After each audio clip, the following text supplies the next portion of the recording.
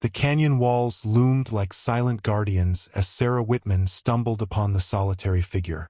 His weathered hands worked methodically, pulling something from the stone that caught the dying sunlight with an unusual hue. Not yellow gold, but a copper-pink shimmer that seemed to pulse with life. The Apache Man didn't acknowledge her presence, continuing his labor as if driven by forces beyond mere survival. His scarred face revealed nothing, but his eyes held stories that made Sarah's breath catch. When she approached, he simply worked faster, more urgently. In the distance, dust clouds signaled riders approaching, men with maps and greed in their hearts. The Apache's hands bled as he dug deeper, revealing more of the sacred rose gold. Could this rare treasure truly heal the wounds that time had failed to mend? Before we jump back in, tell us where you're tuning in from, and if this story touches you, make sure you're subscribed because tomorrow I've saved something extra special for you. Sarah pressed herself against the canyon wall, heart hammering against her ribs. The approaching riders were still distant, but their intent was clear. Men didn't venture this deep into Arizona territory without purpose. The Apache Man continued his work, seemingly unconcerned by their approach. "You should hide," she whispered, surprised by her own boldness. The man paused, obsidian eyes finally acknowledging her presence. His gaze traveled from her dust-covered boots to her wind-tangled hair before returning to the rose-hued stone in his bleeding hands. "Please," she added, pointing toward the riders. "They might not be friendly." With deliberate slowness, he gathered the fragments of copper-pink mineral into a leather pouch, then gestured toward a narrow fissure in the canyon wall. Sarah hesitated only a moment before following him into the shadowed opening. Inside, the fissure widened into a small cave. Cool air caressed her sun-scorched skin. The Apache Man moved to the back wall, where he knelt beside a collection of supplies, a worn blanket, a cooking pot, simple tools. "My name is Sarah. Sarah Whitman," she offered, voice echoing slightly against the stone. He remained silent, arranging his gathered minerals with careful precision. "Do you have a name?" she pressed. After a long pause, he spoke, his voice low and rough from disuse. "Nakohi." The word hung between them, a reluctant offering. Outside, hoofbeats approached. Nakohi moved swiftly to the cave entrance, signaling her to stay back. 3 white men on horseback reined in directly below their hiding place. From the shadows, Sarah could make out their conversation. "This is it. Matches the survey marks exactly." The lead rider, a corpulent man with a thick mustache, consulted a map. "Canyon opens wider half a mile south. Perfect place for the main operation." "What about the Indians?" asked another, nervously scanning the canyon walls. "Apache territory, ain't it?" The leader spat. "Reservations 30 miles east. Any strays are trespassing on soon-to-be company land." Sarah glanced at Nakohi, whose face remained impassive though his knuckles whitened around the knife at his belt. "Let's make camp at the wide spot," the leader decided. "Tomorrow we'll mark the best blast points." As the riders moved on, Sarah released a breath she hadn't realized she was holding. "They're miners," she whispered. Nakohi nodded once, returning to his collection of rose gold. Now, in the dim light, Sarah could see that his hands bore old burned scars beneath the fresh cuts. "I'm heading to Tucson," she said, unsure why she felt compelled to share her plans with this silent stranger. "Lost everything in Chicago. The fire took my husband, my daughter." Her voice caught. "I'm sorry. You don't need to hear this." Nakohi paused, then reached for his canteen. It was beautifully crafted leather with tribal markings burned into its surface. He offered it to her, a small gesture of humanity in this harsh wilderness. "Thank you." The water was cool and sweet. "Those men, they'll be back with more. Whatever you're mining here, they'll take it." "Not mining," he corrected, his English surprisingly clear. "Gathering medicine." Sarah looked at the rose gold pieces, glimmering even in the cave's dimness. Medicine. Instead of answering, Nakohi moved to the cave entrance. The sun was setting, painting the canyon in deep oranges and purples. Night comes, he said simply. You stay. Not safe to travel.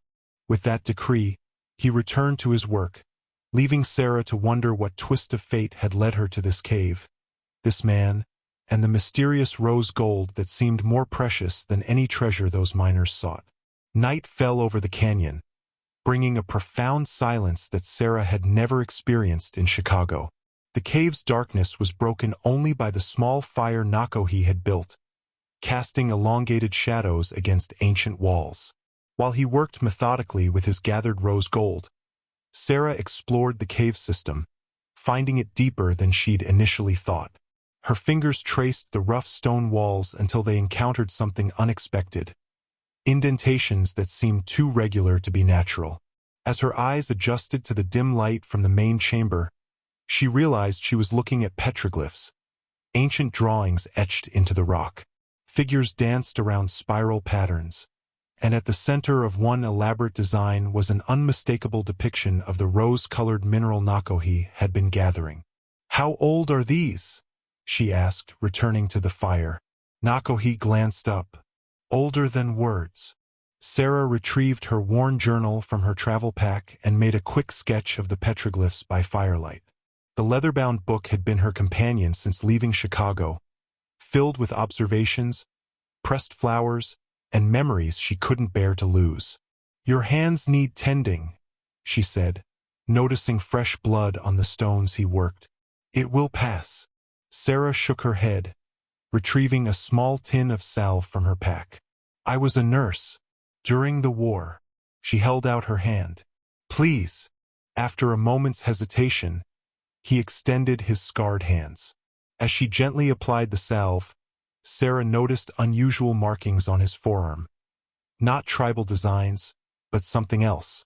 "You were a scout," she said softly, recognizing the remnants of a military identification brand partly obscured by burned scars. Nakohi pulled his arm back. "Another life. You learned English. To survive." His eyes reflected the firelight, revealing depths of pain Sarah recognized all too well. From her pack, Sarah produced a small worn photograph, a man and a little girl with ribbons in her hair. "James and Elizabeth, my husband and daughter." Her voice remained steady through practiced control. "The factory next to our home caught fire. Spread too quickly." Nakohi's expression softened slightly. "The earth takes, the earth gives." He gestured to the rose gold pieces. "Apache believe this stone has spirit. Healing spirit. Is that why you gather it? For healing?" Instead of answering, Nakohi reached for something behind him. A stone mortar and pestle worn smooth with age. He placed a small piece of the rose gold in the mortar and began to grind it, creating a fine, shimmering powder. "The miners will return," Sarah said. "They'll bring equipment, more men." "I know. How much more do you need?" she asked, nodding toward the leather pouch now half filled with the rose gold fragments. "More. Many more." His rhythm with the pestle never faltered. Before the full moon. Outside, the distant voices of the miners carried on the night air. They were establishing their camp, planning the destruction of this sacred place. Sarah's gaze fell on the ancient petroglyphs, then back to Nakohi's determined face illuminated by firelight. "Maybe I could help," she offered, surprising herself. "I'm good with my hands. Quick to learn." Nakohi paused, studying her with those fathomless eyes. "I have nowhere to be," she added. "Not really." After a long moment, he nodded once. A solemn agreement that somehow felt more binding than any contract Sarah had ever signed.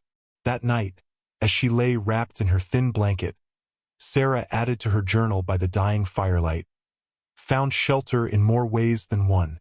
Something about this place, these ancient walls, feels like a beginning rather than another stopping point. The Apache Man, Nakohi, carries a burden I recognize. Perhaps we're both searching for something that can never be found, Or perhaps we've already found it. Dawn broke over the canyon in ribbons of amber and gold. Sarah woke to find Nakohi already outside, scanning the horizon where the miners' camp smoke rose in a thin gray line against the sky. She joined him at the cave entrance, her boots crunching on loose stone. "They're bringing wagons," he said without turning. "Heavy equipment. How long before they reach this section?" 3 days. Maybe 4. Sarah watched his profile, stoic, weathered by sun and wind, yet oddly vulnerable in the morning light. "You still haven't told me why this rose gold is so important. Why risk staying with them so close?" Nakohi was silent for so long that Sarah thought he wouldn't answer. Then he led her back inside to where the stone mortar sat beside the remnants of last night's fire. He added a pinch of something green to the powdered rose gold, a herb Sarah didn't recognize, then gestured for her to sit. "My grandmother told this story," he began, his voice taking on a rhythmic quality. "When Creator made the world, his tears fell where beauty touched sorrow. Where they landed, the stone turned the color of dawn." He worked the mixture with practiced movements as he spoke. "My people discovered these tears long ago. They hold power, healing power, not just for body, for spirit." Sarah leaned closer, fascinated by both the story and the complex mixture he was creating. "As a boy, I saw an elder crushed by a fallen tree. His chest." Nakohi placed a hand over his own ribs. "Broken, breathing blood. The medicine woman made paste from these stones." 3 days later, he walked again. "That's impossible," Sarah said softly, medical training battling with the sincerity in Nakohi's eyes. "Many things seem impossible until seen." He looked up at her. "You saw Chicago burn. Impossible until it happened." The memory struck Sarah like a physical blow. The roaring inferno, buildings collapsing, Elizabeth's small hand slipping from hers in the panicked crowd. "I couldn't save them," she whispered. "Some wounds medicine cannot heal," Nakohi acknowledged. "But some it can." Outside, the sound of distant hammering carried on the wind. The mining operation was advancing. "Who are you trying to heal, Nakohi?" Sarah asked directly. He set down the mortar and reached inside his shirt, pulling out something Sarah hadn't noticed before. A small silver locket. Opening it, he revealed a portrait of a beautiful Apache woman. "Ayana, my wife." His voice caught slightly. "The sickness came last winter. White man's disease. Consumption." Sarah's heart sank. As a nurse, she knew tuberculosis was nearly always fatal. "The reservation doctor couldn't help? They sent us away. Too many sick, too little medicine." Bitterness edged his words. "Our medicine woman remembered the legend of the rose gold. Said if I could gather enough before the next full moon, when power is strongest." He closed the locket gently. "I was scout for bluecoats, betrayed my people. Now I must save her." Sarah stared at the shimmering powder in the mortar. Science told her it couldn't possibly cure consumption. Yet something about this place, this man's unwavering faith, made her wonder. "For days," she said finally. "How much more do you need?" Nakohi gestured to his small pile of rose gold fragments. 3 times this amount." Sarah thought of the approaching miners, the sacred canyon marked for destruction, the dying woman waiting for a miracle. "Then we'd better get started," she said, rolling up her sleeves.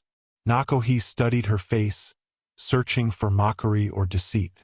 Finding none, he handed her a small digging tool. Their fingers brushed, an unexpected connection that left Sarah momentarily breathless. "I'll show you where to look," he said, the faintest hint of hope warming his voice. The sun climbed high as Sarah and Nakohi worked side by side, chipping carefully at the canyon wall. Nakohi had shown her how to identify the telltale glimmer of rose gold veins in the stone. Slightly darker than copper, with an almost luminous quality when struck by direct sunlight. "Like this?" Sarah asked, holding up a small fragment. Nakohi examined it closely before nodding. Good eye. She dropped the piece into her gathering pouch, wincing as her unaccustomed hands protested the labor. Chicago society had left her ill-prepared for this work, but the skills she developed as a nurse, precision, patience, attention to detail, served her surprisingly well. We should move, Nakohi said suddenly, head tilting as he listened. Company men coming. They gathered their tools quickly, retreating to a narrow ledge higher up the canyon wall. Below, 2 surveyors passed, driving stakes with bright ribbons into the ground at regular intervals. Blasting markers, Nakohi whispered. They will destroy everything. The urgency in his voice matched the gravity in his eyes. Sarah realized that beyond Ayana's medicine, Nakohi was fighting to save something sacred, something that, once gone, could never be recovered.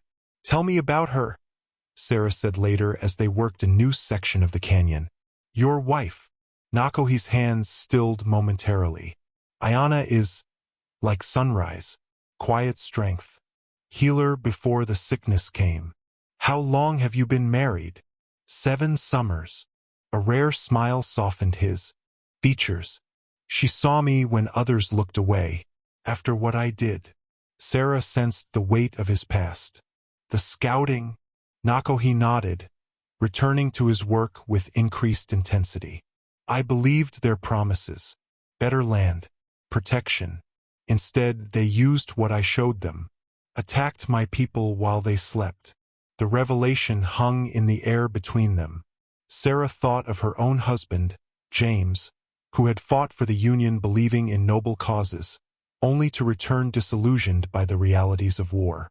Sometimes we make choices thinking we're doing right, she offered, only to find we were wrong. My wrong cost lives. And now you're trying to save one. As the afternoon waned, they retreated to the cave with their day's collection. While Nakohi prepared the evening meal, a simple stew of dried meat and wild onions, Sarah organized their gathered rose gold by size. Their combined efforts had nearly doubled his original collection. Not enough, he said, eyeing their progress. Need more. Deeper veins. We could try the southern section tomorrow, Sarah suggested. I noticed similar rock formations there. A distant boom echoed through the canyon, the miners testing small charges. The sound made them both freeze, eyes meeting in shared concern. They move faster than I thought, Nakohi said. That night, as they sat by the small fire, Sarah noticed Nakohi reaching periodically for his locket, as if drawing strength from the connection to Ayana. In the firelight, his face revealed a vulnerability that his daytime stoicism concealed. You really believe this will save her? Sarah asked gently. I must believe. He looked up, his eyes reflecting the flames. What else remains when all else is taken? The question struck Sarah deeply. After Chicago, after losing everything, what had kept her moving westward? Not hope, precisely, something more tenuous. A refusal to surrender to despair. Tomorrow we find more, she said with newfound determination. We'll save her, Nakohi. He studied her face for a long moment before reaching into his pack and removing a small bundle wrapped in soft leather. Unfolding it, he revealed a collection of healing herbs, treasures in this harsh landscape. For your hands, he said, offering them to her. Medicine works both ways. The simple gesture, this sharing of his precious resources, moved Sarah more than any grand declaration could have. As their fingers brushed during the exchange, she felt something shift between them, subtle as a change in the wind, yet undeniable. They were no longer merely 2 wounded souls sharing temporary shelter. They were partners in a mission that had somehow become hers as much as his. Dawn's first light found Sarah and Nakohi already working, having discovered a promising new vein in the southern canyon wall.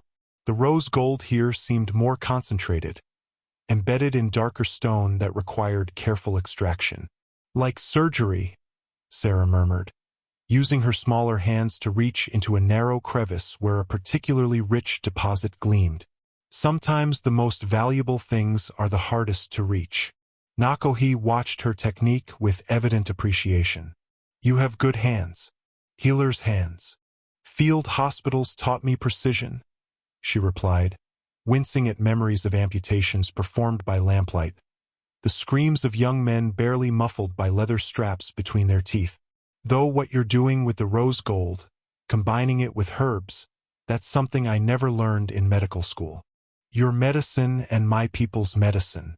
Different paths to same destination. Nakohi carefully collected a large fragment she'd extracted. This one has strong energy. Feel it.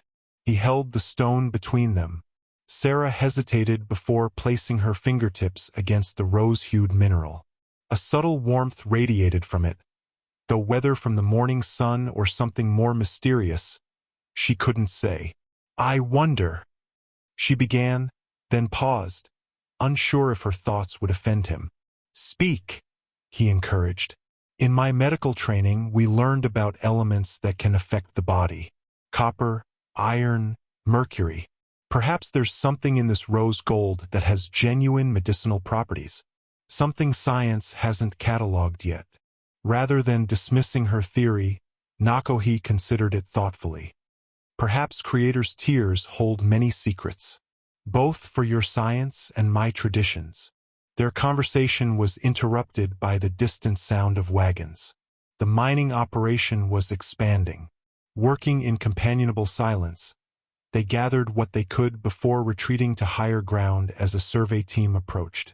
From their vantage point, Sarah could see the full extent of the mining camp now: tents, equipment, wagons, and at least 20 men. A proper operation with serious backing. They'll start major blasting soon, she whispered. Nakohi nodded grimly. Tonight. We work night now. Safer. As they made their way back to the cave, Nakohi suddenly stopped, crouching to examine something on the ground. Sarah followed his gaze to a small collection of plants growing in a sheltered alcove. Healing herbs, he explained, carefully harvesting several sprigs. Rare. Good for fever. Sarah knelt beside him, noting the distinctive leaf pattern.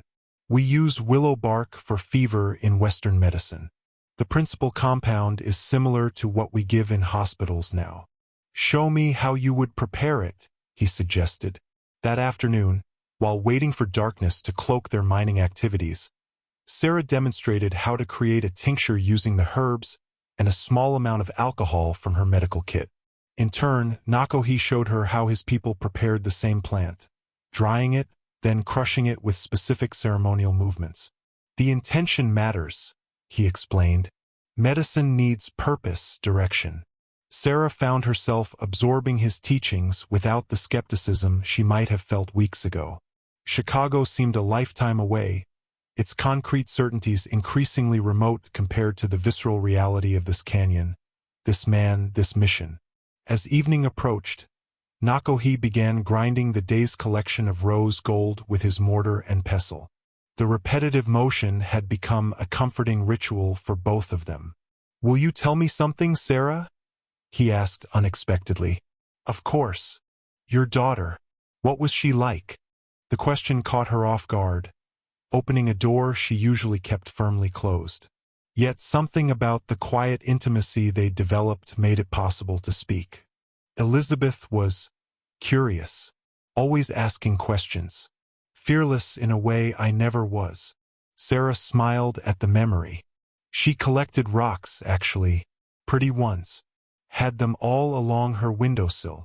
Nakohi nodded, continuing his rhythmic grinding. Children see beauty we forget to notice. Yes? Sarah whispered, surprised by the absence of the usual crushing pain that accompanied thoughts of Elizab. Instead, there was a bittersweet warmth. Yes, they do. Their eyes met across the small fire, a moment of perfect understanding passing between them. Two wounded healers working together toward something that might be impossible, yet somehow felt increasingly vital to them both. Night had become their ally. Under the cover of darkness, Sarah and Nakohi worked the richest veins they discovered, moving silently through the canyon like shadows. The miners' camp had grown quieter as most men slept, leaving only a few guards patrolling with lanterns.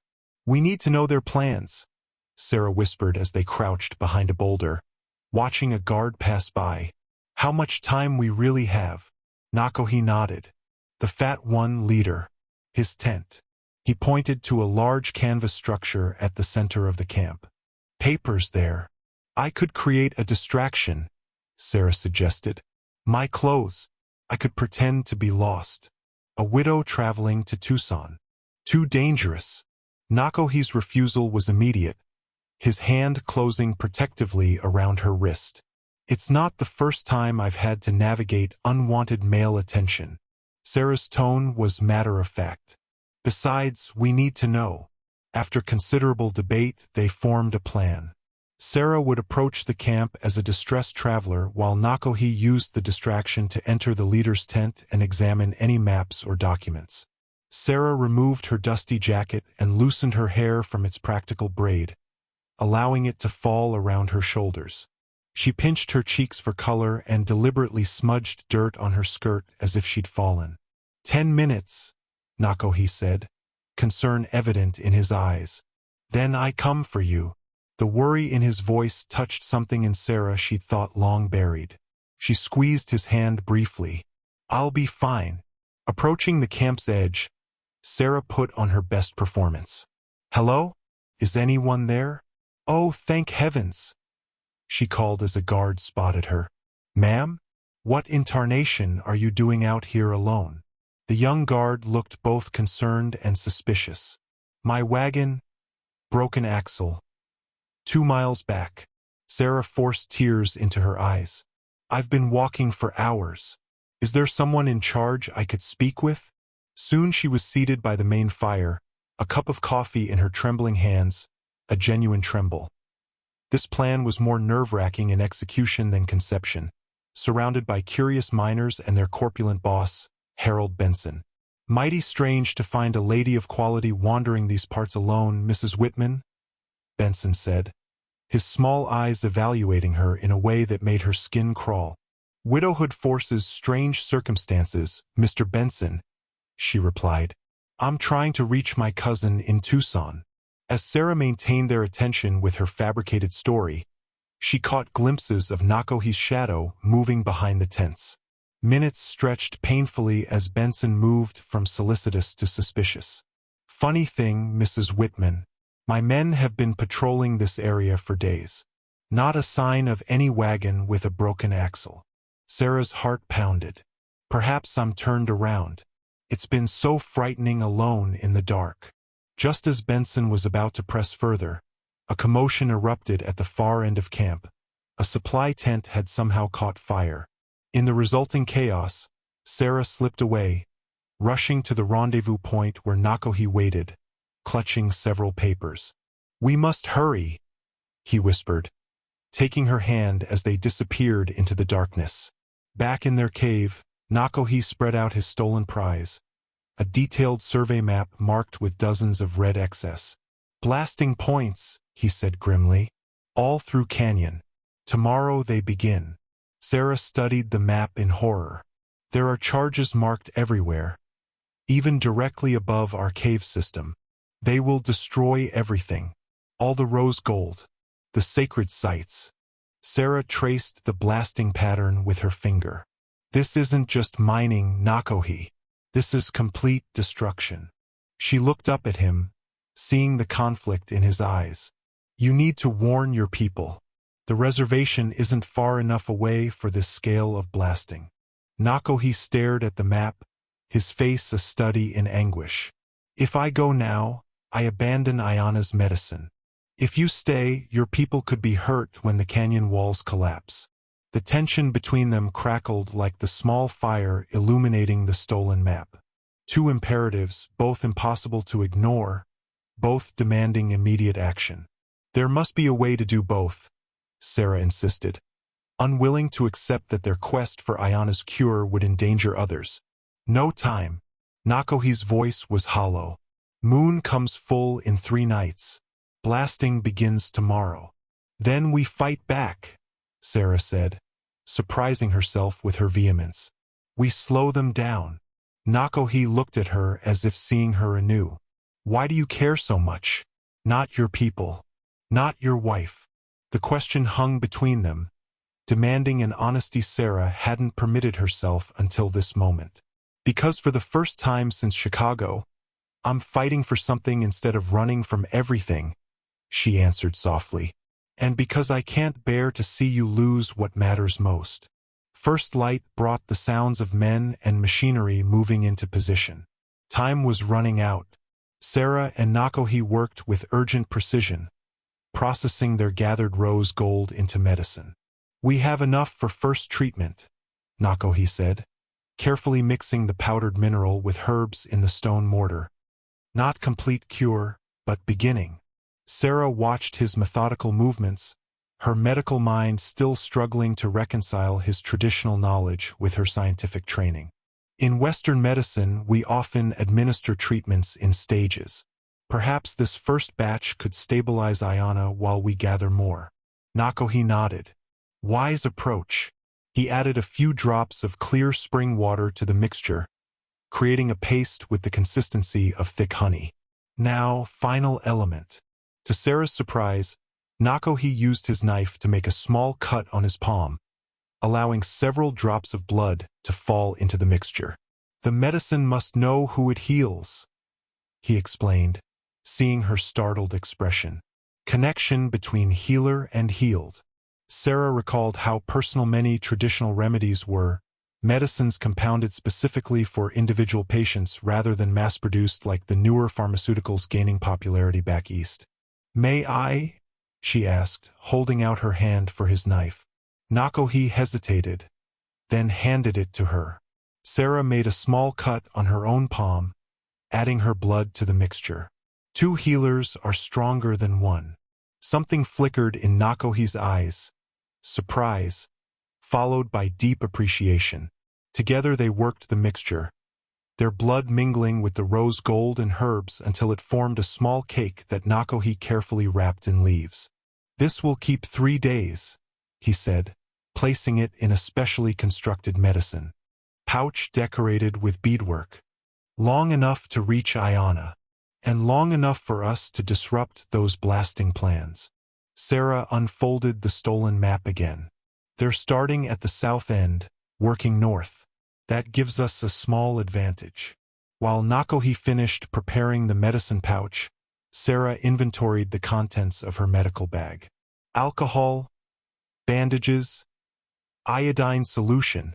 She paused, holding up a small brown bottle. Ipecac. Induces vomiting. Useful. Very. A few drops in their coffee would create quite a distraction. Sarah's normally compassionate nature had been tempered by the threat to both Nakohi's wife and the sacred canyon. It won't cause lasting harm, just inconvenience. Nakohi's rare smile appeared briefly. You have warrior spirit, Sarah Whitman.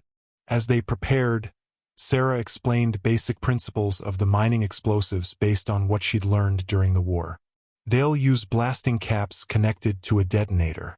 If we can disconnect even a few of those caps, they must reset. Wastes time. Exactly. By midday, they had developed a two-part plan. First, sabotage the initial blasting site to delay operations. Second, create enough confusion in camp to allow Nakohi to send a smoke signal warning to his people about the danger. Before leaving the cave, Nakohi opened a small bundle he'd kept separate from their other supplies. Inside was a beautifully crafted medicine pouch, more elaborate than the one he'd just prepared. For you, he said, holding it out to Sarah. Protection. She accepted it with genuine reverence, feeling the weight of its significance. Inside were herbs, a small carved stone, and a pinch of rose gold powder. It's beautiful, Nakohi. Thank you. Medicine works many ways. He placed it gently around her neck. Healing, protection, connection. Their eyes met as the pouch settled against her heart. Something unspoken passed between them, an acknowledgement of the bond that had formed, unexpected and profound. The moment was interrupted by a distant explosion, smaller than a full blast, likely a test charge. The mountains seemed to tremble in response. "They begin," Nakohi said, gathering their sabotage supplies. "We must move now." As they prepared to leave the safety of their cave, Sarah found herself reaching for Nakohi's hand. He clasped hers firmly, their shared blood sacrifice forming an invisible bond between them. "Whatever happens," she said quietly, "I'm glad I found you mining rose gold that day." Nakohi's response was simple but filled with meaning. "The canyon brought you when needed most." Then they slipped out into the afternoon sun, two unlikely allies united against forces that threatened to destroy not just sacred stone, but a last hope for healing and redemption. Dusk provided the cover they needed. Sarah and Nakohi moved silently toward the southern blasting site, dodging patrols of miners preparing for the next day's explosion. Their plan was simple but dangerous: disable enough blasting caps to delay the operation without being discovered. "There," Nakohi whispered, pointing to a collection of wooden crates partially covered by canvas. "Explosives." Sarah nodded, heart pounding as they crept closer. The main camp was alive with activity. Men eating dinner, playing cards, discussing the next day's work. Only 2 guards patrolled the explosives cache, making regular rounds every 15 minutes. "We wait," Nakohi instructed as they concealed themselves behind a rocky outcropping. "Next patrol passes, we move." The waiting was excruciating. Pressed close together in their hiding spot, Sarah could feel Nakohi's steady breathing, the warmth of him a stark contrast to the desert night's growing chill. His proximity awakened feelings she'd thought buried with James, an awareness that both comforted and unsettled her. "Guards coming," he whispered, his breath warm against her ear. They flattened themselves against the rock as lantern light approached. The guards passed so close that Sarah could smell tobacco and whiskey. One paused, momentarily, and her breath caught. "You hear something, Pete?" the guard asked, lifting his lantern higher. "Just coyotes," his companion replied. "Come on, let's finish the round." Cook's made apple cobbler. As the light receded, Sarah realized she'd been clutching Nakohi's arm. She released it with a whispered apology. "No apology needed," he said, his voice carrying an unfamiliar softness. They seized their opportunity, slipping from cover to the explosives cache. Sarah's knowledge from treating wounded miners during the war proved invaluable as she identified the crucial connections to disable. "Cut these wires," she instructed, pointing to the primary detonation lines. "Remove every third blasting cap." Working in near darkness, they systematically sabotaged the carefully laid explosives. Nakohi's deft hands moved with surprising precision for a man more accustomed to mining than mechanical sabotage. A sudden shout from camp sent them diving behind the crates. A group of miners was heading their way. "Something spooked the horses," one called. "Check the south perimeter." "No escape," Nakohi whispered, scanning their surroundings. The approaching lanterns would expose them in moments. "There," Sarah pointed to a narrow crevice in the canyon wall. Without hesitation, they squeezed into the tight space, pressing back into shadow as miners passed just feet away. The crevice was barely wide enough for one person. Nakohi positioned himself protectively in front, his back against Sarah's chest, her face pressed between his shoulder blades. She could feel his heartbeat, strong and steady despite the danger. "They will pass soon," he whispered, though they both knew the miners might search for some time. In that confined space with death or capture so near, something shifted between them. The pretenses and barriers that remained fell away like autumn leaves. "If we don't survive this," Sarah whispered, "I need you to know something." She felt Nakohi go still, listening. "After Chicago, I wasn't just traveling to Tucson. I was running away. From the memories. From the guilt." Her voice caught. "I was a nurse. I should have saved them. The fire was not your doing." Nakohi said softly. No, but I froze. When it mattered most, I hesitated. The confession poured from her like long-festering poison from a wound. In the panic, I let go of Elizabeth's hand, just for a moment, but it was enough. Nakohi's hand found hers in the darkness, fingers interlacing. I guided soldiers to my own people's camp, he said, his voice a painful whisper. Believed they wanted peace talks. Instead, they attacked at dawn. Women, children. The enormity of his guilt matched her own. Two souls carrying unbearable burdens. After my people cast me out, only Ayana stood by me, said my heart remained true despite my actions. His voice cracked with emotion. Now the spirits punish her for my sins. Sarah pressed her forehead against his back, her tears dampening his shirt. No, Nakohi. Illness is not punishment. It's just life's cruelty. Then why her? Why not me? The raw pain in his question broke something open inside Sarah. Without thinking, she wrapped her arms around him from behind, holding him as his body silently shook. I don't know, she whispered, but we'll fight it together. In that moment of shared vulnerability, trapped in darkness with danger all around, something beautiful and fragile bloomed between them. A connection forged in shared grief and unexpected hope. The search continued outside their hiding place, lanterns swinging, voices calling. But within their sheltered crevice, a different kind of light had kindled, one that neither had dared hope to find again. Dawn broke with shouts of anger echoing through the canyon. Sarah and Nakohi, safely back in their cave after a night of sabotage, exchanged glances of grim satisfaction as the mining foreman's curses carried on the morning air. They've discovered our handiwork, Sarah said, peering cautiously from the cave entrance. Below, miners swarmed around the explosives cache, examining the damaged detonation lines and missing blasting caps. The corpulent Benson was red-faced with rage, berating his men while gesturing wildly at the canyon walls. He says sabotage, Nakohi translated, his hearing keener than Sarah's. Blames his own men. Thinks someone taking bribes from rival company. That buys us time, Sarah said. But they'll repair the damage quickly. We need to do more. They spent the morning gathering the last accessible rose gold while the miners focused on repairing their equipment. By midday, Nakohi had created a second, smaller batch of medicine to combine with the first. Still not enough, he said, frustration evident in his voice. Need deeper veins. The ones behind the waterfall? Sarah suggested. You said they were the richest.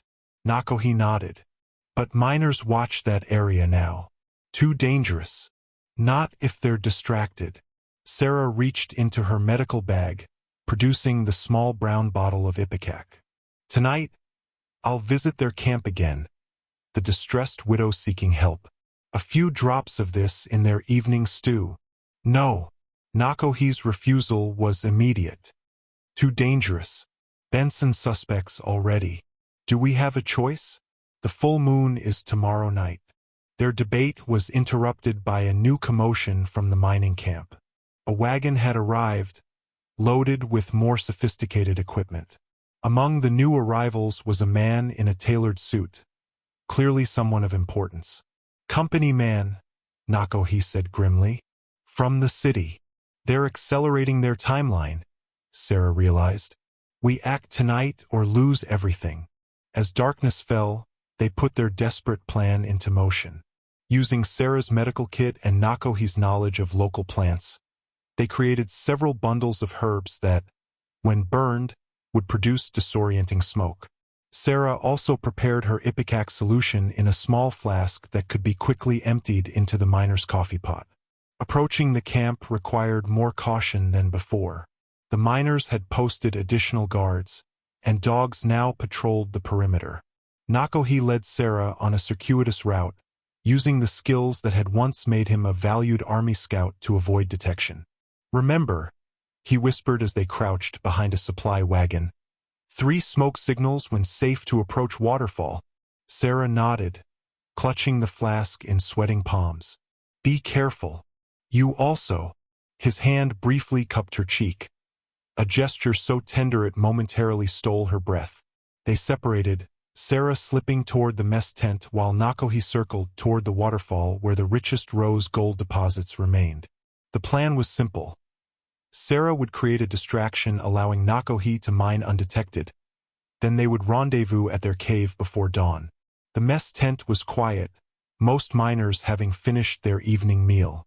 Only the cook remained, cleaning up while a pot of coffee brewed for the night shift. Sarah waited until he stepped outside for a smoke, then darted inside. She had just emptied the ipecac into the coffee when a voice froze her in place. Well, well, our mysterious widow returns. Benson stood in the tent opening, his small eyes gleaming with malice. Behind him loomed 2 guards. I was just looking for help, Sarah stammered, falling back on her practice story. My wagon. Save it, Benson snapped. We found woman's boot prints by the sabotaged explosives. About your size, I'd wager. Sarah backed away, searching desperately for an escape route. I don't know what you're talking about, and I think you're in league with that Apache we've spotted skulking around. Benson advanced slowly, probably stealing our survey data, planning to file a claim yourselves. Sarah's hand closed around a heavy iron ladle on the cook's table. When Benson lunged forward, she swung with all her strength, catching him across the temple. He staggered, cursing, as she bolted past him into the night. Get her, he roared. Sarah ran, not toward the cave but in the opposite direction, hoping to draw pursuit away from Nakohi. Behind her, shouts and barking dogs indicated the chase was on. She clutched the medicine pouch around her neck, praying for the protection Nakohi had promised it would provide. A gunshot cracked through the night, and searing pain bloomed across Sarah's arm. She stumbled but kept running, the canyon walls rising around her like ancient protectors as blood soaked her sleeve and the hunters closed in. Sarah stumbled through the darkness, one hand clamped over her bleeding arm, the other pushing aside branches and brush.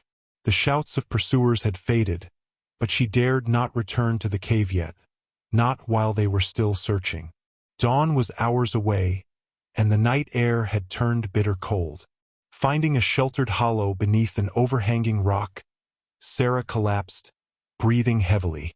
The bullet had only grazed her upper arm, but the wound bled freely. She tore a strip from her petticoat and bound it tightly, wincing at the pain. Nakohi, she whispered into the darkness, hoping against reason that he was safe, that he'd managed to gather more rose gold while she'd drawn away the search party. As her racing heart slowed, Sarah became aware of voices carrying on the night air, not from the direction of her pursuers, but from a small clearing barely visible through the brush. Cautiously, she crept forward. In the clearing stood a well-appointed tent illuminated from within. Through the partially open flap, she could see the company man who had arrived that afternoon. He was speaking to Benson, who held a bloodied handkerchief to his temple where Sarah's ladle had struck him. I don't care about your excuses, Benson, the company man said, his cultured Eastern accent carrying clearly. The first shipment of explosives for the main blast arrives tomorrow.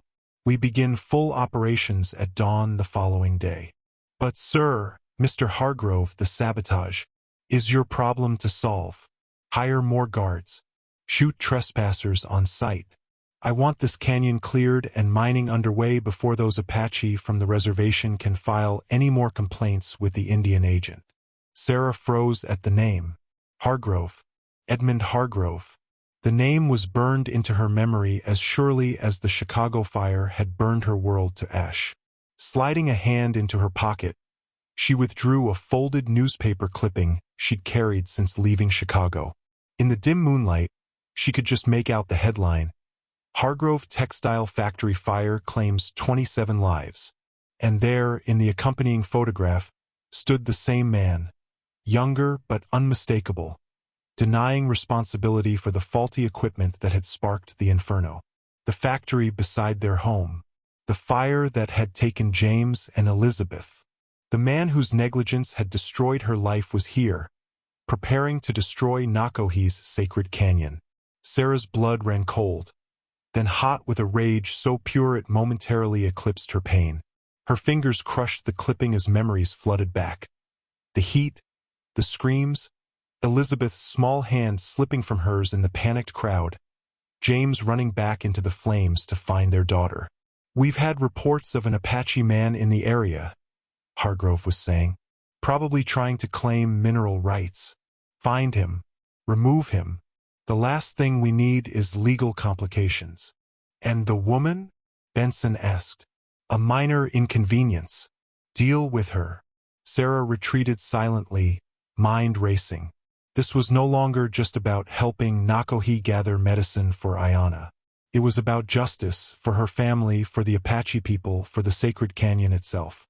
Moving as quietly as her injured arm allowed, Sarah circled away from the camp, heading toward the waterfall where Nakohi had planned to mine. The 3 smoke signals they'd agreed upon were too risky now, with searchers combing the canyon. She would have to find him another way.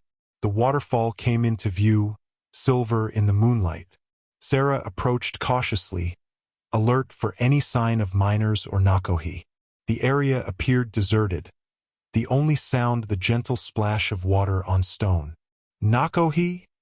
she whispered, scanning the shadows. A hand emerged from darkness, covering her mouth as another arm pulled her behind the waterfall's curtain. She struggled briefly until Nakohi's familiar voice reached her ears. "Sarah. Safe now." The small cave behind the waterfall was lit by a single candle stub.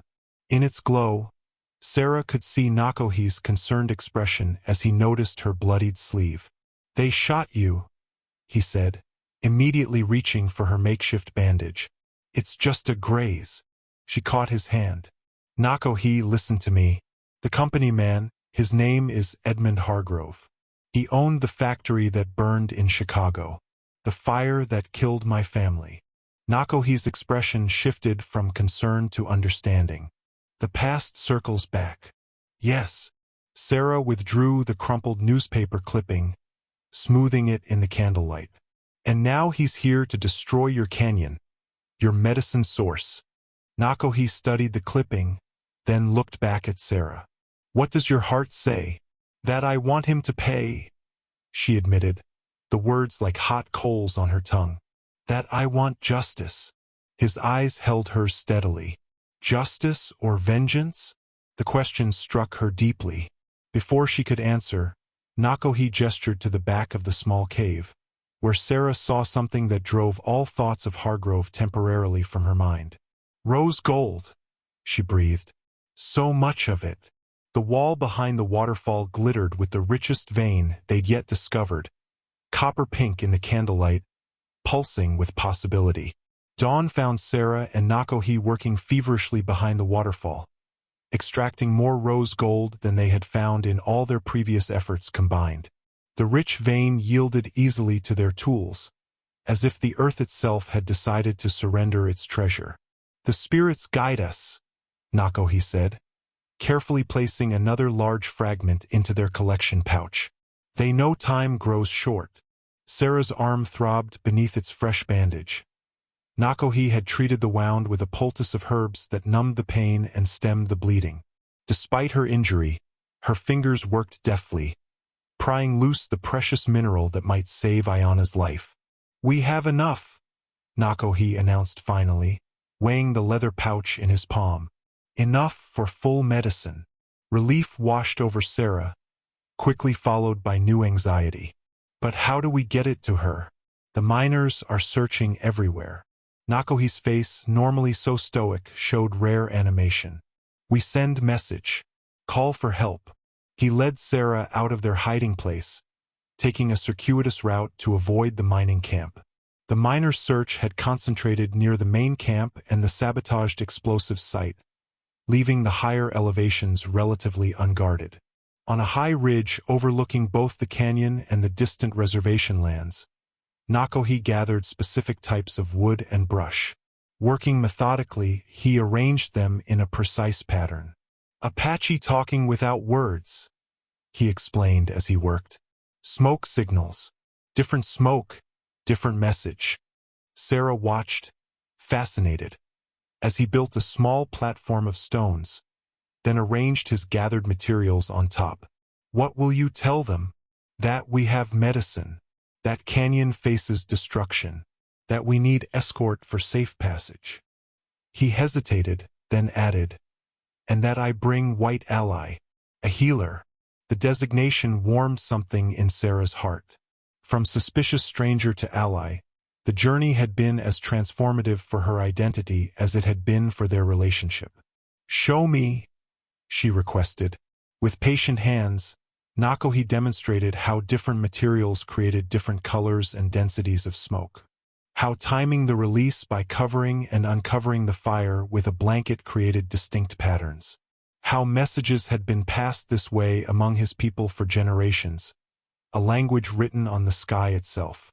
Now we send, he said, striking a spark to the carefully arranged materials.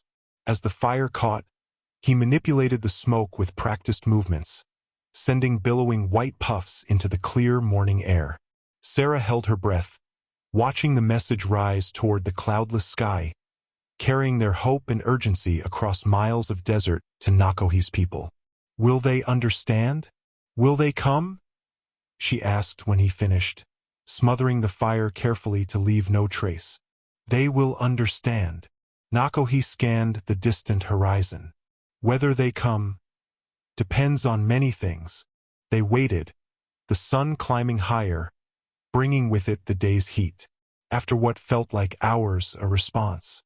Appeared 3 distinct columns of smoke rising from the direction of the reservation. Nakohi's body tensed as he read the reply. They received our message. And his face fell slightly. Ayana cannot travel. Too weak now. Sarah's heart sank. They won't bring her? They will send warriors to escort us. But he turned to Sarah, his eyes reflecting painful truth. We must go to her. Leave Canyon. The implications hung between them. Leaving meant abandoning the sacred site to destruction. Staying meant the medicine might come too late for Ayana. When will they arrive? Sarah asked. Tomorrow, near sunset. Another distant boom echoed through the canyon, the miners testing more explosives. Time was running out on all fronts. Then we have until tomorrow to gather as much rose gold as we can, Sarah decided. And to stop Hargrove. Nakohi studied her face. Vengeance will not heal your wounds, Sarah. This isn't about vengeance anymore, she replied, though part of her questioned whether this was entirely true. It's about stopping him from destroying something irreplaceable. For your people. For future generations. The sun reached its zenith as they made their way back toward the waterfall. Below, the mining camp bustled with activity. More wagons arriving, more men and equipment assembling for the canyon's destruction. One day, Sarah said suddenly, I'd like to see where you live. Meet Ayana. The simple statement carried the weight of a much larger confession. That she was beginning to imagine a future beyond this canyon. Beyond her quest for a new life in Tucson. A future that somehow included Nakohi. He did not reply, but his hand found hers as they walked, fingers intertwining in silent acknowledgement of the unspoken possibility between them. Evening shadows stretched across the canyon as Sarah and Nakohi sat outside their cave, facing the impossible choice before them. The completed medicine pouch rested between them, containing enough rose gold mixture to treat Ayana. The warriors would arrive tomorrow at sunset to escort them back to the reservation. If we leave, Sarah said, watching the mining camp below, Hargrove will destroy everything. All the remaining rose gold, the petroglyphs, the sacred sites. Nakohi nodded, his face grave. If we stay to fight, Ayana may die waiting for medicine. The weight of the decision pressed on them both. Sarah understood Nakohi's torment, to choose between his wife and his heritage, between immediate healing and preservation for future generations. What if we split up? she suggested suddenly.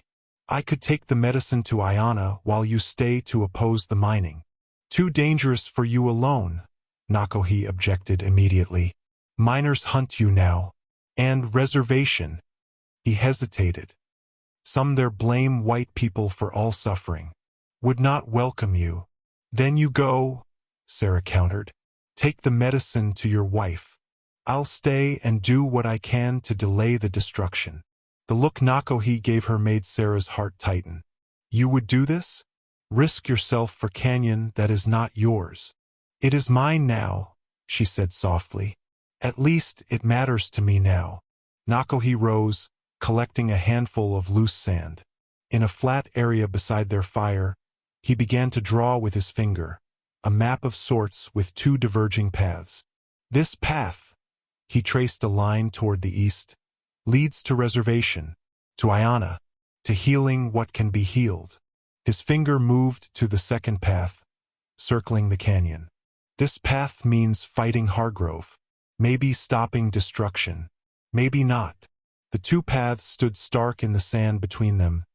Two futures, two imperatives, both urgent, both sacred in their own way. There must be another choice, Sarah insisted, unwilling to accept that either Ayana or the canyon must be sacrificed. What if? She paused, mind racing. What if we send a message asking your people to bring Ayana partway? To a meeting point? We could finish gathering rose gold tonight. Then one of us could take it to her while the other stays to oppose the blasting. Nakohi considered this, adding a third path to his sand map, one that branched and then reconnected. Possible, he admitted, but still dangerous. And who stays? Who goes? The question hung between them. Sarah thought of Hargrove, of her burning desire to confront the man responsible for her family's death. She thought of Ayana, whom she'd never met but had come to care about through Nakohi's love for her. We decide tomorrow, Nakohi said finally. Tonight, we gather more medicine. For future. They worked through the night, returning to the rich vein behind the waterfall. Each piece of rose gold they extracted felt like an act of defiance against Hargrove, a promise to generations yet unborn that this sacred medicine would not be lost forever. As they worked, Sarah found herself studying Nakohi's face in the dim light. The strong lines of his cheekbones, the quiet determination in his eyes, the occasional softness around his mouth when he spoke of Ayana or his people's traditions. She had come to rely on his steady presence, his wisdom, his quiet strength. The thought of separating tomorrow, of him returning to his wife while she faced Hargrove alone, created an ache she hadn't anticipated. Nakohi, she said as dawn approached, no matter what we decide, about who goes and who stays, I want you to know that finding you, learning about the rose gold, it healed something in me that I thought would always remain broken. In the gathering light, his eyes met hers with an intensity that made her breath catch. The canyon brings what is needed, he said simply, for both of us. As the sun rose, they sent another smoke signal, this time requesting that warriors bring Ayana as far as her strength would allow, to a meeting point halfway between the canyon and the reservation. Whether the tribe would agree remained to be seen. Below, the mining camp stirred to life. More wagons had arrived during the night. Time was running out. We will find a way, Sarah said with determined conviction, to save both Ayana and the canyon. Nakohi's hand covered hers, warm and calloused. Together, he agreed, the single word carrying the weight of a vow. Midday brought their answer, a single column of smoke rising from the distant horizon. The tribe had agreed to their compromise. Ayana would be brought as far as her condition allowed, to meet Nakohi the following evening. She comes, Nakohi said, relief softening his features momentarily before concern returned. But main blasting begins tomorrow at noon. Then we need to do more than just delay, Sarah said, determination hardening her voice. We need to stop Hargrove completely. They retreated to their cave to formulate a plan, spreading the stolen survey map between them. Sarah studied the marked blasting points, her mind working through possibilities. The explosives are placed to create a controlled collapse, she observed. Each charge depends on the others. If we could disable the main detonator. Guards watch equipment now, Nakohi reminded her. After sabotage. Yes, but they don't know who I am, Sarah said. Benson suspects, but Hargrove has never seen me. A plan began forming in her mind. What if I posed as a journalist? Or a potential investor? Created a distraction while you secured the detonator. Nakohi considered this. Dangerous, but possible. As they refined their strategy, Sarah noticed Nakohi repeatedly touching the medicine pouch containing the rose gold preparation. His concern for Ayana was evident in every gesture, every glance toward the eastern horizon. You should leave now, she said suddenly. Take the medicine to the meeting point. Don't risk waiting. And leave you alone to face Hargrove? Nakohi shook his head firmly. No, I can handle Hargrove. Not alone. Their eyes met in silent challenge, neither willing to abandon the other. Finally, Sarah sighed. We stick to the plan, then. Together until sunset tomorrow. As afternoon waned, they prepared. Using materials from Sarah's medical bag and items gathered from the canyon, they created simple but effective tools for their mission. Nakohi fashioned smoke bombs that would create confusion without causing harm. Sarah prepared a sedative solution from her medical supplies that could incapacitate guards if necessary. We need to know exactly where the main detonator is kept, Sarah said. I'll scout the camp tonight. Too dangerous, Nakohi objected. They're looking for an Apache man and a woman together. A lone woman might go unnoticed, especially if I alter my appearance. After much debate, they agreed Sarah would conduct a brief reconnaissance mission near dusk, when the changing light would provide additional cover. Nakohi would remain nearby, ready to intervene if needed. As they waited for evening, Nakohi completed the final preparations of Ayana's medicine. Sarah watched his precise movements, the careful grinding and mixing, the whispered prayers in his native tongue. You really love her, Sarah said softly. Nakohi looked up, his eyes reflecting complex emotions. She is my heart. A pang of something, not quite jealousy, but a wistful longing, passed through Sarah. She's fortunate to be so loved. All deserve such love, he replied, his gaze holding hers for a moment longer than necessary. The simple statement lingered between them as they made final preparations. Sarah tied her hair back severely and smudged her face with dirt to change her appearance. Nakohi helped her create a makeshift sling for her injured arm, both for support and as part of her disguise. As dusk approached, they moved toward the mining camp. From their vantage point, they could see Hargrove standing with Benson near a large tent, examining papers spread on a portable table. That must be where they keep the plans, Sarah whispered. And likely the detonator as well. Be careful, Nakohi said, his hand closing briefly around hers. Return at first sign of danger. Sarah nodded, then slipped away, circling around to approach the camp from the opposite direction. Adopting a limping gait and hunching her shoulders, she transformed herself into a seemingly harmless older woman. As she neared the perimeter, a guard stepped forward. Halt! Who goes there? Please, sir, Sarah called in a quavering voice unlike her own. My wagon, broken wheel, just need help. The guard hesitated, then stepped closer, lantern raised. Ma'am, this is a private mining operation. You shouldn't be out here alone.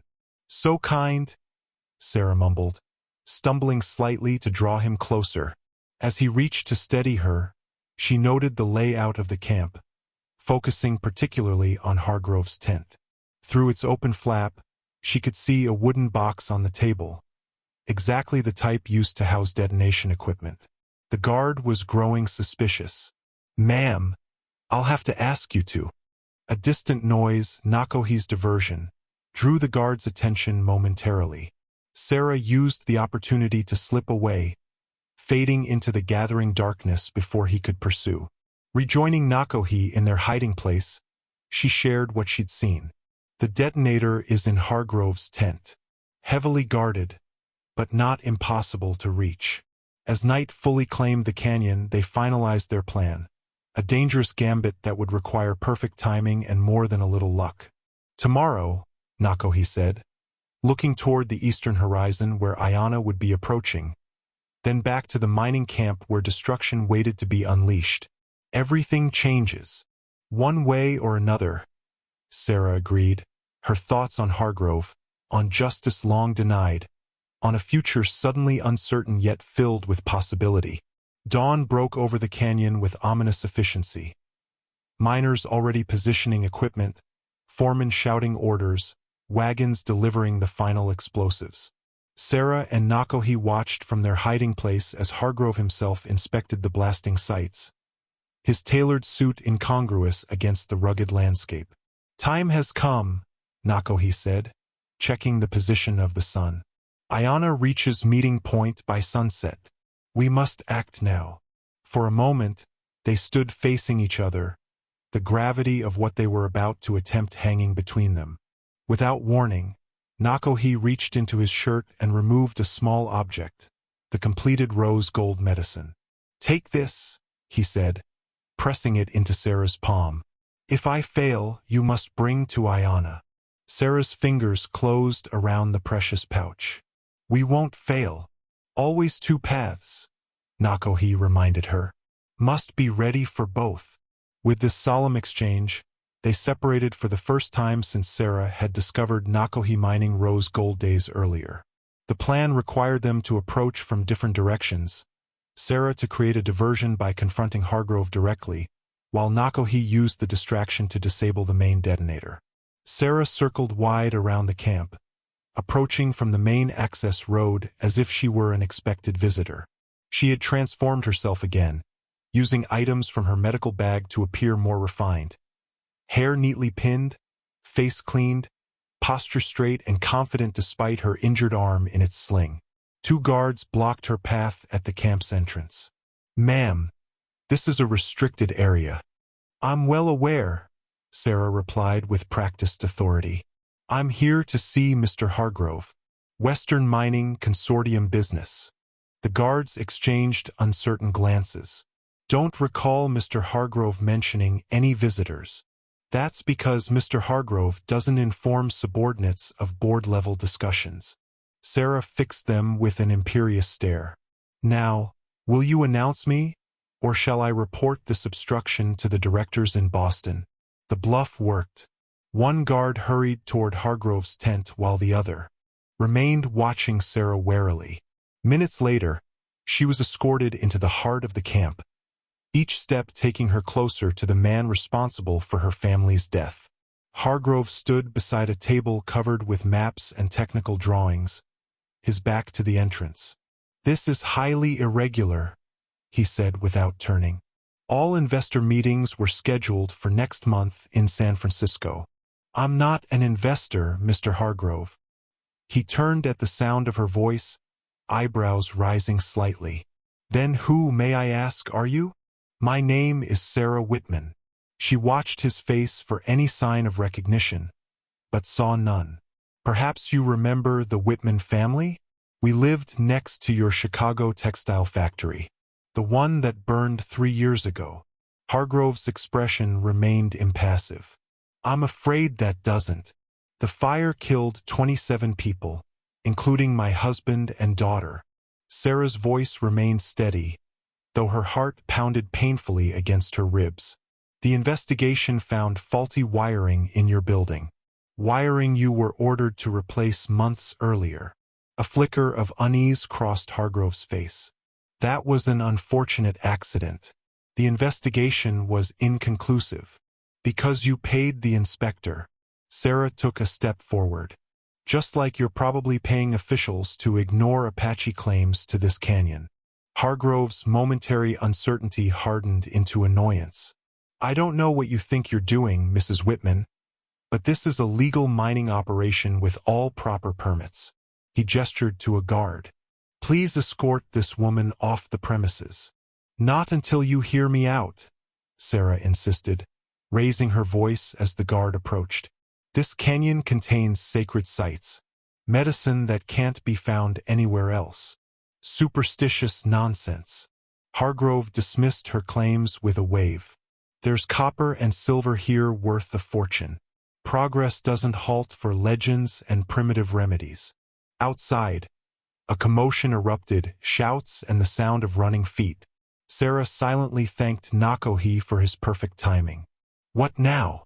Hargrove snapped, moving toward the tent entrance. The distraction gave Sarah precious seconds to scan the tent. There, on a small table near the back, a wooden box with brass fittings. The detonator.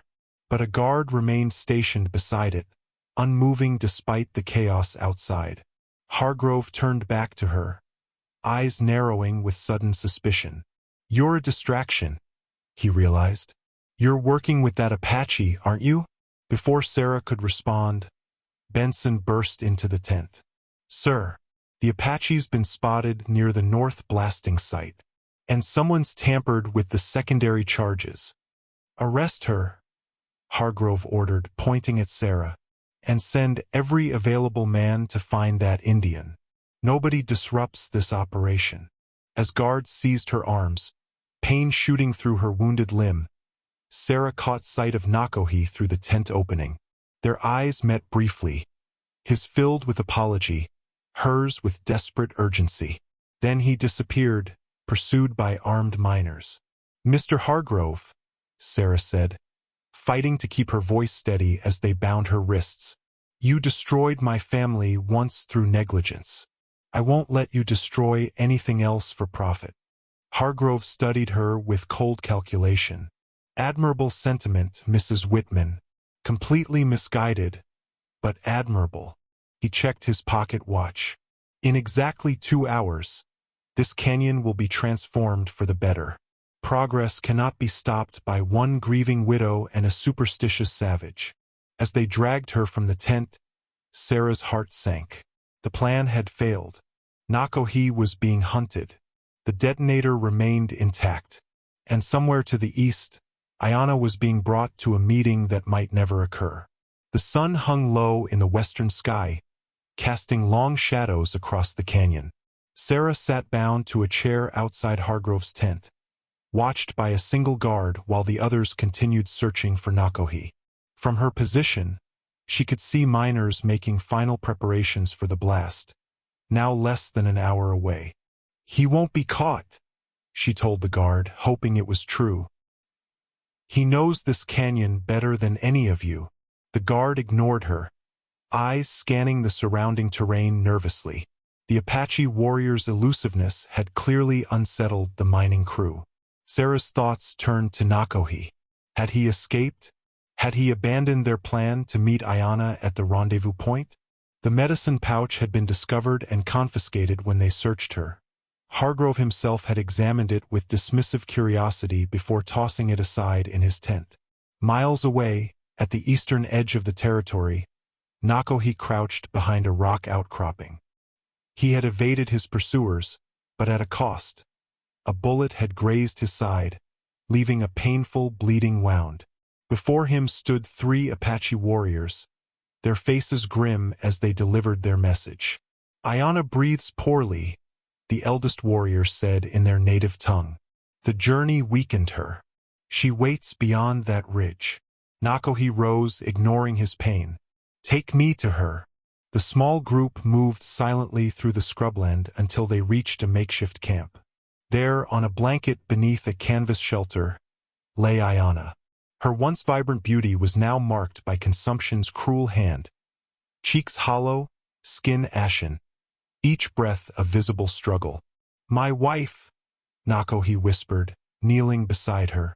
Ayanna's eyes fluttered open, recognition bringing a ghost of a smile to her lips.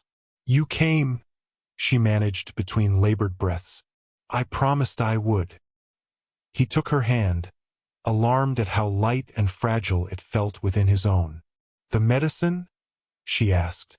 Nakohi's heart constricted. Taken. By mining men. He quickly explained about Sarah, about their failed plan, about the imminent destruction of the sacred canyon. Ayanna listened, her dark eyes never leaving his face. When he finished, she surprised him by asking, "This woman, Sarah, she helped you?" "Yes, risked everything. And now she is captive." Ayanna's gaze intensified. "Because of me?" "No," Nakohi objected. "Because of mining men. Because of greed." A fit of coughing seized Ayanna, flecks of blood appearing on her lips. When it passed, she gripped Nakohi's hand with unexpected strength. "Go to her," she whispered. "I cannot leave you. You must." Her voice gained conviction despite its weakness. "Our people say, honor binds tighter than blood. You gave your word to fight beside her." "My duty is to you," Nakohi insisted. Ayanna shook her head slightly. "I have our people around me. She has no one." Another cough racked her body. "The canyon's medicine is for all Apache children to come. Not just for me." The tribal elder who had escorted Nakohi stepped forward, holding out a beautifully crafted headdress, a symbol of tribal acceptance that Nakohi had not worn since his banishment years ago. "The council restored your place among us," the elder explained. "Your efforts to save the sacred canyon have proven your heart true." Nakohi stared at the headdress, emotion threatening to overcome his stoic demeanor. To be accepted again by his people after years of exile was more than he had dared hope for. "Take it," Ayanna urged. "Then go. Save the white healer. Save our canyon." Torn between duty to his wife and his promise to Sarah, Nakohi closed his eyes briefly. When he opened them, decision had hardened his features. He accepted the headdress, touching it reverently before placing it on his head. "I will return," he promised Ayanna, "with medicine." "I know," she whispered, her eyes reflecting a peace that transcended her physical suffering. To the warriors, Nakohi spoke with renewed authority. "For men with me, the rest stay to protect my wife." The elder nodded approval. "It will be done." Back at the mining camp, Sarah watched with growing despair as workers began clearing the area in preparation for detonation. Hargrove emerged from his tent, consulting his pocket watch. 30 minutes, gentlemen," he announced. "Make your final checks." Sarah struggled against her bonds. "You can't do this." Hargrove approached her, expression calculating. "Mrs. Whitman, progress is inevitable. This canyon will provide minerals to build railways, telegraphs, new cities. The future belongs to men who dare to reshape the land." "The land doesn't belong to you," Sarah countered. "It belongs to whoever claims it. Your Apache friend understood that once, when he scouted for the army." Hargrove smiled coldly. Pity he couldn't maintain that progressive viewpoint. A sudden commotion at the camp's perimeter interrupted their exchange, shouts of alarm, followed by the distinctive crack of a rifle shot. Hargrove's head snapped toward the disturbance. "What now?" he demanded. Sarah's heart leapt as a familiar figure appeared on the ridge above the camp, silhouetted against the setting sun. Nakohi stood tall, wearing a ceremonial headdress, flanked by 4 Apache warriors. Behind them, the sky had begun to burn orange and pink, the same colors as the sacred rose gold they had mined together. Chaos erupted in the mining camp. Miners scrambled for weapons while Hargrove shouted contradictory orders, his composed facade cracking. The Apache warriors had positioned themselves strategically around the perimeter, making their small number seem like a much larger force. "Hold your fire," Hargrove commanded as several miners raised their rifles. "We still have the woman." Sarah felt the cold press of metal against her temple as Benson positioned himself behind her chair, revolver drawn. Nakohi's gaze locked with hers across the distance, a silent communication passing between them. "Tell your Apache friend to withdraw," Hargrove called up to the ridge, "or Mrs. Whitman dies before your arrows fly." Instead of retreating, Nakohi raised his hand in a signal. Instantly, the warriors released a volley of arrows, not aimed at the miners, but at the explosive charges positioned around the canyon. Several found their marks, severing detonation lines with surgical precision. The distraction allowed Sarah to act. Throwing her weight sideways, she toppled her chair, causing Benson's shot to go wild. As she hit the ground, still bound, a blur of movement caught her peripheral vision. Nakohi, descending the ridge with impossible speed. What followed seemed to unfold in slow motion.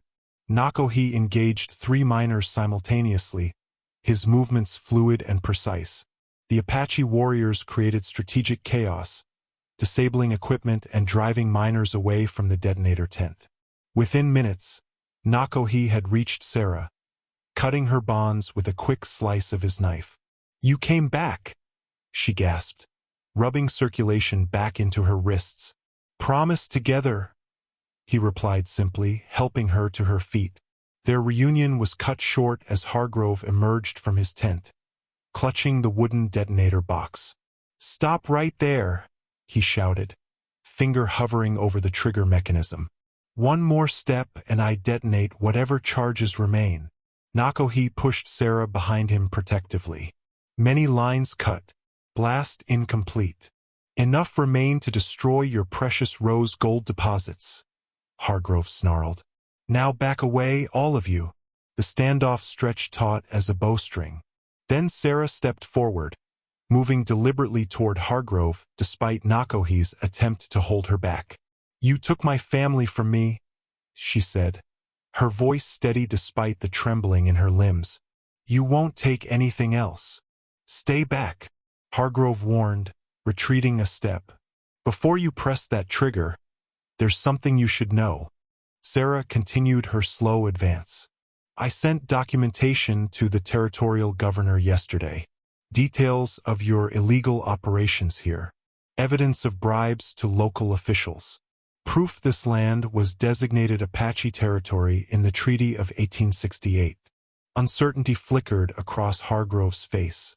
"You're bluffing." "Am I? I was married to a lawyer, Mr. Hargrove. I know how to prepare a legal case." It was indeed a bluff, but one delivered with such conviction that doubt crept into Hargrove's expression. While Sarah held Hargrove's attention, Nakohi had silently repositioned himself. In one fluid motion, he lunged forward, knocking the detonator from Hargrove's grasp. It skidded across the ground as the 2 men grappled. Hargrove was no match for Nakohi's strength and training.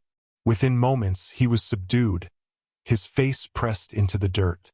The remaining miners, seeing their leader captured and the Apache warriors in control of the camp, lowered their weapons. Sarah retrieved the medicine pouch from Hargrove's tent, clutching it like the precious treasure it was.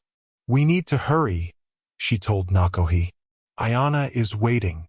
A commotion at the camp entrance drew their attention. A group of riders approached, not miners or Apache warriors, but uniformed men led by an official in a formal coat. "United States Territorial Marshal," the lead rider announced, surveying the scene with practiced authority. "What's happening here?" Before anyone could respond, Nakohi stepped forward and presented a folded document. "Apache land," he stated firmly. "By treaty." The marshal examined the document, eyebrows rising. "This appears to be a legitimate land deed recognizing Apache mineral rights to this canyon under the Treaty of 1868. He turned to Hargrove, still restrained. "Sir, your mining permits would be invalid if this deed is authenticated." "Preposterous," Hargrove sputtered. "That can't be genuine." "It bears the territorial governor's seal," the marshal observed. "Where did you obtain this?" he asked Nakohi. "Tribal elders. Kept safe many years." Sarah stared at Nakohi in amazement. This crucial document had never been mentioned in their planning. She realized there were still depths to him she had yet to fathom. The marshal instructed his deputies to secure Hargrove and Benson. "There will be a full investigation into these mining operations and the validity of all permits." To Nakohi, he added, If this deed proves authentic, your people's claim to the canyon will be upheld. As the chaos subsided, Sarah approached Nakohi, eyes questioning. You had legal claim all along? Not certain it would be honored, he explained. White man's papers often forgotten when convenient. The medicine, Sarah remembered suddenly. We need to get it to Ayana. Nakohi nodded, his expression shifting from warrior to concerned husband in an instant. She waits, not strong. A tribal warrior approached, leading Nakohi's horse. Another had been brought for Sarah. As they prepared to depart, a deputy called out from Hargrove's tent. Marshal, you'd better see this. Records of bribes, falsified permits, correspondence about ignoring Apache land claims. The marshal's stern gaze fell on Hargrove. Seems Mrs. Whitman wasn't bluffing after all. As they rode eastward, the setting sun casting the canyon in shades of rose gold, Sarah felt a complex mixture of emotions. Triumph, relief, lingering anger, and beneath it all, an uncertainty about what would come next. Beside her, Nakohi rode with single-minded purpose, the medicine pouch secured against his heart. His thoughts clearly with the woman waiting beyond the horizon. 3 months later, the canyon stood serene in autumn sunshine, untouched by dynamite or mining equipment. Sarah walked along a familiar path, her boots crunching on fallen leaves. The arm that had been wounded had healed completely, leaving only a faint scar as a reminder of that desperate night. Ahead, at the entrance to what she still thought of as their cave, Nakohi waited. Beside him stood a slender woman wrapped in a colorful blanket against the morning chill. Ayana, still thin but no longer bearing death's shadow. Her dark eyes held a quiet strength as she greeted Sarah with a gentle embrace. The medicine continues to work, Ayana said, her English careful but clear. Each day stronger. Sarah smiled, genuinely happy to see the improvement in the woman who had shown such selflessness in her darkest hour. The rose gold has powerful medicine indeed. Together the three of them walked to the waterfall where the richest vein of rose gold had been discovered. The canyon had been officially recognized as Apache territory, protected from mining operations by federal decree. Hargrove and several officials faced charges of corruption and fraud, their case becoming something of a sensation in territorial newspapers. Many changes, Nakohi observed as they stood looking out over the canyon. For all of us. Sarah nodded, thinking of her own transformation. After Ayana had received the medicine and begun her slow recovery, Sarah had established a small practice near the reservation, combining her medical training with traditional healing methods learned from both Nakohi and Ayana. The territorial doctor had initially scoffed but grudgingly acknowledged her success with patients who had previously refused Western treatment. I never reached Tucson, she said with a small laugh. Somehow the destination changed along the way. Ayana knelt by a small patch of freshly turned earth near the waterfall. From a pouch at her waist, she withdrew several tiny fragments of rose gold. Planting for future, she explained, carefully placing the pieces into the soil. Old ones taught that rose gold can grow like seeds if returned to sacred ground with proper prayers. Sarah watched, fascinated, as Nakohi joined his wife in the ritual, their hands working in practiced unison. She had seen enough of the canyon's magic to neither believe nor disbelieve such a possibility. When they finished, Ayana stepped back, studying Sarah with perceptive eyes. You have given much to people not your own, she said. Why stay? The question was asked without judgment, a genuine curiosity about the white woman who had abandoned her journey to remain in this place between worlds. I found something here I thought I'd lost forever, Sarah answered honestly. Purpose, healing, connection. Her eyes met Nakohi's briefly before returning to Ayana. I'm not sure I can explain it better than that. Ayana nodded, seeming to understand more than Sarah had articulated. Canyon brings what is needed, she said, echoing Nakohi's words from months earlier. As they walked back toward the settlement, Sarah noticed the easy way Nakohi and Ayana moved together. Two halves of a whole, reunited after staring into the abyss of separation. She felt a complex emotion that wasn't quite envy, but rather appreciation for the deep bond they shared. "The school needs a teacher," Ayana said suddenly. "Children wish to learn English numbers. Tribal council would welcome you." Sarah looked at her in surprise. "Me? Teaching Apache children? Who better?" Nakohi asked. "You bridge two worlds. Like rose gold, part of earth, part of sky." The metaphor touched Sarah deeply. She had come west seeking escape, a new beginning far from painful memories. Instead, she had found not just a new life but a transformative one, becoming a bridge between cultures, between traditional and modern medicine, between past wounds and future healing. "I would be honored," she said finally. As the sun reached its zenith, casting the canyon in brilliant light, Sarah thought of the moment she had first stumbled upon Nakohi mining rose gold with his bare hands. How his scarred fingers had extracted something precious from unyielding stone. How she, too, had found unexpected treasure in the midst of loss. Ahead lay uncertainty, cultural differences to navigate, old prejudices to overcome. But looking at the planted rose gold seeds, Sarah felt something she hadn't experienced since before the Chicago fire. Hope taking root, fragile but persistent, reaching toward the light. The canyon had brought what was needed, not just for Ayana's healing or the preservation of sacred land, but for Sarah's wounded spirit as well. Different paths had converged here, transformed each other, and now continued forward, separate yet connected, like veins of rose gold running through ancient stone.